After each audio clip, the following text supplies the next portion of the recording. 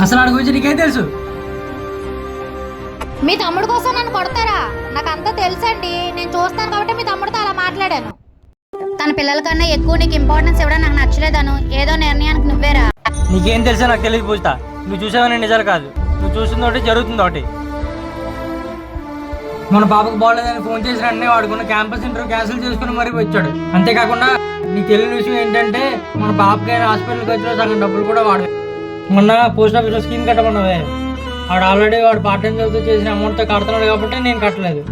ఇవన్నీ నాకెందుకు చెప్పలేదు మరి? మరి నీ భర్త తప్పులే కాకుండా కొడుకులా భావిస్తే ఇవన్నీ వివరించవసరం లేదు.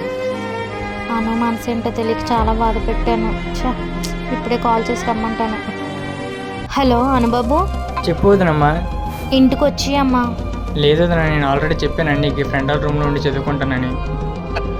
నేనంతా తెలుసుకున్నానమ్మా. అమ్మ పిలిచినా రావా? సరే వదినమ్మా, వస్తాను.